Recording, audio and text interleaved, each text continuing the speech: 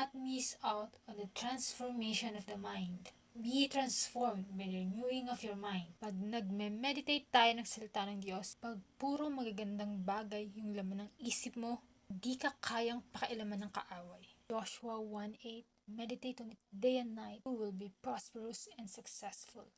Whatever is true, excellent, is worthy. Think about such things. Kung saan naman nakafix yung isip natin, kung ano yung iniisip mo na mangyayari sa'yo, yon ang mangyayari. Proverbs 18:21. Life and death is in the power of the tongue. You command things to happen. What you confess, you possess. You just have to claim it. The thief comes only to steal. Huwag mong hayaan ng kaaway na nakawin ng blessing na para sa'yo. Mabuti ang Panginoon at nire-reserva niya ang best blessing para sa iyo. Huwag mong palampasin yung God's best. Bantayan ang iyong isip. Be vigilant. Yung kagaya nung message na do not miss out, yung niyakap at na-share ko sa maraming panahon. Mali ako. Wala akong excuse. At humihingi ako ng tawad. Yung overall na tema ng message, hindi yon yung sinasabi sa Bible. Pag sinuri yung message, base sa mga prinsipyo ng Bible, salungat siya. Anong mali? Ang pundasyon ng message, yung mga gusto natin, hindi si Kristo. May nakahalong konting totoo. May sahog lang. Not miss out on the transformation of the mind.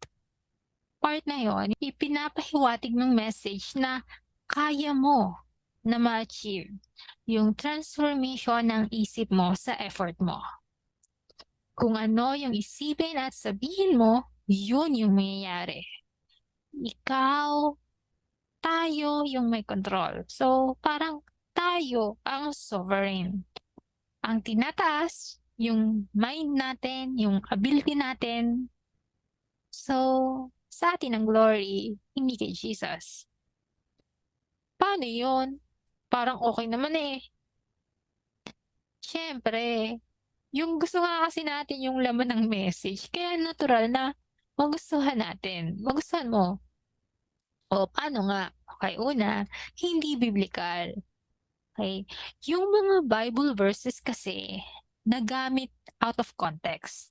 Yung Bible ay salita ng Diyos. The Bible does not contradict itself. So, para maintindihan mo yung ibig sabihin ng Bible verse, merong mga Bible study tools, gaya ng Bible Concordance, para ikumpara dun sa ibang part ng Bible. Kasi nga, may unity nga yung Word of God, hindi siya magkakakontra. So, pwede kang gumamit din ng, makakatulong din yung mga commentaries, ganun. Kasi may unity nga yung Bible. O, tapos, may unity din yung Trinity. God the Father, Son, Holy Spirit. So, yung meaning ng isang verse, party yun ng chapter, diba? Yung chapter na yun, party yun ng book. Tapos, yung book na yun, party yun ng buong Bible. So, pag kinukuha lang ng paisa-isa yung mga Bible verses, sobrang dali na magamit lang para sa kung ano yung gusto nating sabihin, na feeling natin, gusto din ni God kasi nga, natural kasi na self-centered tayo. Gusto natin, tayo ang bida. Kaya lang, sa Bible kasi, yung Bible, isa siyang continuous story na merong iisang hero, which is Jesus Christ. So, ibig sabihin, yung essence o katas ng Bible, nakasentro siya kay Jesus. So, yung hero, si Jesus Christ, is one, okay? Parang siya lang mag-isa. So, ibig sabihin, Moses is 0, Noah is 0, Daniel is what? Jacob is 0, Paul is what? Peter is 0, Matthew is 0. So, ayon sa Bible, lahat ng glory ay kay Jesus. Yung mga nagamit ni Lord, kinaawaan lang. Awa yun, hindi nila deserve yung awa. Okay? Kasi awa lang. So, lahat grace lang ni God. So, yung message ko na do not miss out, naka-focus yun dun sa kung ano yung makukuha natin mula sa Diyos at hindi sa nagawa ng Diyos sa pamamagitan ni Kristo. Okay, balik tayo dun sa message. Ngayon, dun sa message, nasaan si God? At paano nga nagamit yung Bible verses? Dahil tayo yung sentro, ang role ni God at ng Word of God ay para maging kasangkapan para makuha natin yung mga gusto natin. So, imbes na mas mapalapit tayo sa Diyos, mas magdepende sa Diyos, kabaligtaran yung epekto kasi may tendency na dapat ganito ka kasi may faith ka. Pag di ka ganito, kulang ka sa faith. Sa'yo nakadepende So, sa'yo yung bigat, sa'yo yung pressure. So, naalala niyo yung wise and foolish builder? Yung wise, sa bato nagtayo. Yung foolish, sa buhangin, di ba? Sa panlabas, pareho naman sila na nakapagpatayo ng bahay. Pero nung bumagyo, doon nagkaalaman. Yung nagtayo sa buhangin, walang kalaban-laban. Ngayon, yung pangako na sinabi ko sa umpisa ng message na hindi ka kayang pakialaman ng kaaway pag ang isip mo ay puno ng mga mabubuting bagay. Napakasarap nun pakinggan. A sense of relief, masarap sa pakiramdam kasi ito ang sagot doon sa pain ng mga tao. Yung sa longing ng mga tao.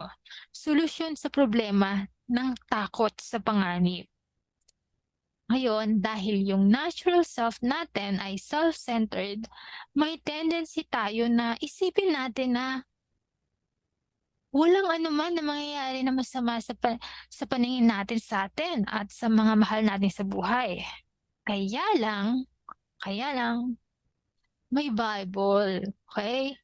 Walang ipinangako ang Biblia na ganito kasi we are in a fallen world. At ang sinasabi na sa Bible is, in this world, you will have tribulations. The moment na tinanggap mo si Jesus, kasama ka na sa giyera. Okay? Sinabi ko din sa message, huwag mong hayaan ang kaaway na nakawin ang blessing na nakalaan sa'yo. Nasa sa'yo. Hawak mo kung paano ka mabibless.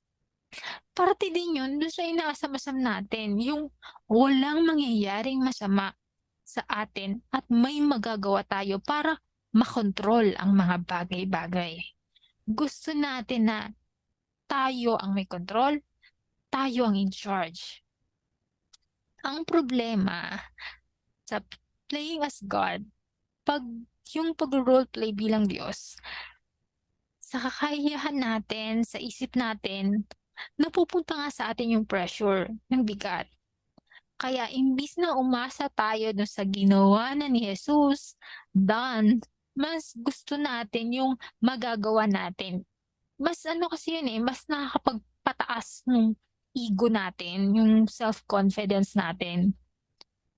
Ngayon, kapag ang dahilan kung bakit ka kumakapit sa Diyos ay para sa mga nakukuha mo kay God, sa mga sagot niya, sa pagkakaroon ng mga mahal sa buhay, trabaho, promotion, pag dumating ang pagsubok, paano ka lalaban? Kapag ang laman ng isip mo God for me, God is on my side, sino si Jesus ayon sa Bible? Pag may conflict sa gusto mo at sa gusto ng Diyos ayon sa Biblia, sino kaya ang mali doon? Si God dapat mag-adjust kasi siya naman ang malakas You know? So, pag pakiramdam mo yung nasusunod, may extra Diyos ka doon. Yung extra na Diyos. That's idolatry. Ngayon, bakit tinatangkilik ng marami yung mga message na ganito? Kasi nga, gusto natin yung idea na Simple lang. Pag ganito yung ginawa ko, ganito yung mangyayari. Kaya lang nasa digmaan tayo. Nasa mundo tayo na namamayani ang sistema na ayaw sa Diyos, laban sa paghahari ng Diyos. Patok na turo guide sheet. Kung may gusto kang idagdag, share mo sa comment section.